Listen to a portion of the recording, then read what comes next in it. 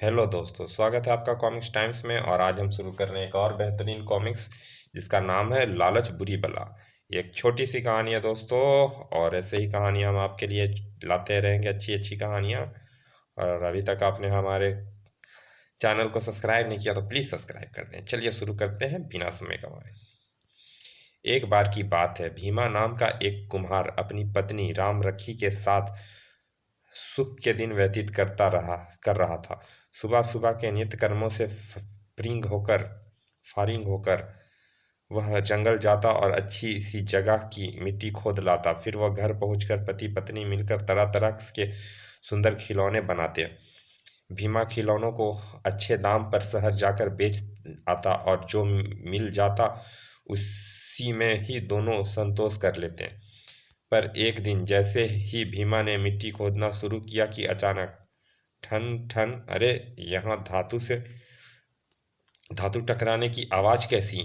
जरूर इस जगह कोई वस्तु दबी पड़ी है, मिट्टी हटाकर देखता हूँ। और जैसे ही उसने मिट्टी हटाई, यहाँ तो कोई कांसे का कलश मालूम पड़ता है। उत्सुकतावश उसने ज्यों ही कलश कांसे के कलश का ढक्कन हटाया, उसकी आंख फटी की फटी रह गई। इतना ढेर सारा सोना! तुरंत अगले ही क्षण वह इतना धन देखकर घबरा उठा और इसे जल्दी इसे जल्दी से पुनः यहीं दबा दूं, कहीं किसी ने देख लिया तो हाथ आया सारा धन राजा के खजाने में चला जाएगा। खजाना वहीं दबाकर वह बिना मिट्टी लिए ही घर की ओर चल दिया। मैं धीरे धीरे आकर सारा खजाना यहाँ से ले जाऊंगा। यही सब सोचता सोचता वह घर जा पहुंचा। ओह, अब कुछ ही दिनों में हम अमीर बन जाएंगे। अजी, मैंने कहा आज मिट्टी क्यों नहीं लाए? क्या भूखे मरने का इरादा है? नहीं भाग्यवान, आज से हमें खिलौने बनाकर बेचने की कोई जरूरत नहीं। क्या कहा? कोई गड़ा हुआ खजाना हाथ लग गया है क्या? धीरे बोल भाग्यवान, भीतर चल, फिर सब कुछ बताता हूँ। भीतर पहुंचकर उसने सारी बात रामरखी को कह सुनाई। हे भगवान, क्या आप सच बोल रहे हो? मुझे तो विश्वास ही नहीं होता। पहले तो मुझे भी विश्वास नहीं हुआ था, पर यकीन मानो, अब हम भी नगर के सेठ सेठानी बन चुके हैं। लेकिन खबरदार, अगर यह बात तुमने किसी तीसरे को बताई तो हमारा वह सारा खजाना राजकीय खजाने में जमा हो जाएगा, क्योंकि वह सारी जमीन राजा के अधीन क्षेत्र में आती है। अजी, आप बिल्कुल फिक्र मत करो जी, मैं यह राज वाली बात किसी को नहीं बताऊंगी। और रामरखी प्रसन्नता से रसोई की तरफ बढ़ गई। परंतु इसका क्या किया जाए कि रामरखी के भीमा कुम्हार की बात पचानी ही मुश्किल हो गई। बार बार यही सोच उसने जेहन में क्रोधने लगी। पड़ोसी की देवयानी हर रोज अपने धनवान होने का रौब मुझ पर गठती फिरती थी।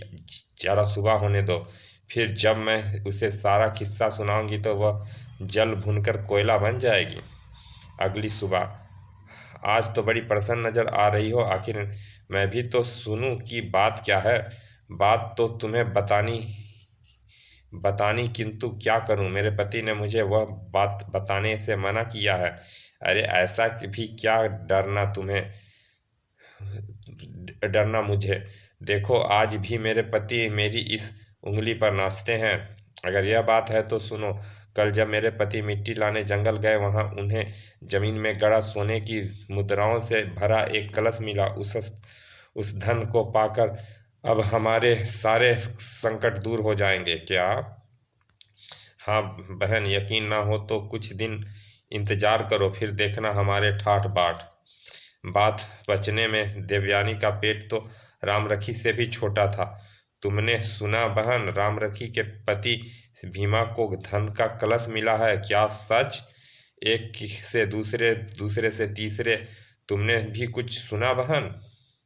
इसी प्रकार बात की बातों में बात फैल गई, बातों ही बातों में बात फैल गई। क्या कहा? सोने की मुद्राओं से भरा कलश, बड़ा धन! भाई भीमा के दिन तो फिर गए। तभी उधर से गुजर रहे भीमा के कानों में भी शोर पड़ा। वाह रहा भीमा सेठ, क्या किस्मत पाई है कमबख्त ने। भीमा सेठ? यह सारा गांव क्या कह रहा है? कहीं रामरखी ने तो बात नहीं फैला दी? जरूर उसी ने यह मूर्खता की है। अब क्या होगा? अगर राजा के कानों में यह खबर पड़ गई तो मुझे किसी तरकीब से काम लेना होगा। और तभी उसने एक तरकीब सोच ही ली। ओह, सूझ गई तरकीब। अब मैं रामरखी की फैलाई बातों को कोरी गप साबित कर दूंगा। पहले जरा बाजार चलकर कुछ मछलियां खरीद लूं। बाजार में पहुंचकर उसने मछलियां खरीदी। खबर राजा तक पहुंचने से पहले ही मुझे सारा काम कर लेना होगा। अब बाकी का सारा सामान भी खरीद लूं। इस प्रकार कुछ वस्तुएं लेकर वह वापस जंगल में उसी स्थान पर पहुंच गया जहां उसने धन मिला था, और अपनी योजना के अनुसार सारा काम करने लगा। आसपास की झाड़ियों में उसने बाजार से खरीदी मिठाइयां लटका दी। इन सब कार्य से फ्रिंग होकर वह अपनी पत्नी के पास पहुंचा। चलो भाग्यवान, तुम्हें भी उन कलश के दर्शन करा दूं। हाँ जी, चलिए। जंगल में कुछ आगे बढ़े ही उसकी पत्नी ने एक अजीब सा तमाशा दिखा। यह क्या? वृक्ष पर मछलियां उग रही है? हाँ भाग्यवान, तुम यहीं ठहरो, मैं अभी सारी की सारी मछलियां वृक्ष पर चढ़कर तोड़ लेता हूँ। लो भाग्यवान, जितनी समेट सको समेट लो, ना जाने फिर यह पेड़ कब मछलियां पैदा करे। लगता है लक्ष्मी हम पर अत्यधिक मेहरबान है। मछलियां समेटकर वे जैसे ही आगे बढ़े, झाड़ियों में इतने ढेर सारी मिठाइयाँ। ओह, याद आया, कल कल मैं तुम्हें मिठाइयों की वर्षा के बारे में बताना ही भूल गया। मिठाइयों की वर्षा? कल जब मैं खजाना खोद रहा था तब यह वर्षा हुई थी। अगर खजाने की फिक्र मुझे ना होती तो कल मैं अवश्य ही तुम्हारे लिए ढेर सारी मिठाइयाँ लेकर आता। ये और यह रहा वह पेड़ जिसकी पेड़ में ढेर सारा खजाना छिपा है। अजी, जल्दी से उस खजाने को एक झलक मुझे दिखाओ ना। भीमा ने जड़ खोदकर कांसे का कलश बाहर निकाला और खजाने की एक झलक पाकर रामरखी मानो स्वर्ग में विचरण करने लगी। ओह, आज से तुम सेठ भीमा और मैं सेठानी रामरखी। वाह वाह! अब ज्यादा देर यहाँ रुकना ठीक नहीं भाग्यवान। रात घिर रही है, हमें जल्दी से जल्दी इस खजाने को कहीं यहीं छिपाकर घर वापस लौट चलना चाहिए। और कांसे का कलश भीमा ने पत्नी के सामने ही उस वृक्ष की जड़ में पुनर्दबा दिया। उसके बाद दोनों घर की ओर चल पड़े। राह में अचानक, अरे, मैं उस वृक्ष पर कोई निशान लगाना तो भूल ही गया। धत तेरे की! अब क्या होगा जी? एक काम हो सकता है, तुम घर चलकर भोजन तैयार करो, मैं निशान लगाकर घर आता हूँ। जैसी आपकी मर्जी, पर लौटना जल्दी। भीमा भागकर वापस उस वृक्ष के पास पहुंचा और अपना सारा धन निकालकर उसने दूसरी जगह छिपा दिया और वापस घर लौट पड़ा। घर पहुंचते ही उसका सामना राजा के सैनिकों से हुआ। वह रहा भीमा, पकड़ लो उसे और ले चलो दोनों को राजा के पास। स्वामी, शुक्र है प्रत्येक कार्य समय पर हो गया। दोनों को उसी समय राजा के सामने पेश किया गया। भीमा, राज्य की जमीन पर मिला खजाना राज्य कोष में जमा न करा कर तुमने बहुत बड़ा अपराध किया है। क्या तुम अपने जुर्म को स्वीकार करते हो? महाराज, मुझे तो ऐसा कोई खजाना नहीं मिला। आपसे यह सब किसने कहा? हमें जनता से सूचना मिली है और जनता को खुद तुम्हारी पत्नी ने ही यह रहस्य बताया है। ओह, यह बात है। पर महाराज, शायद आपको नहीं मालूम कि मेरी पत्नी पर अजीब अजीब बातें करने का धुन सवार होती है। अगर आपको मेरी बात का भरोसा ना हो तो आप उसी से कोई भी बात करके देख लीजिए।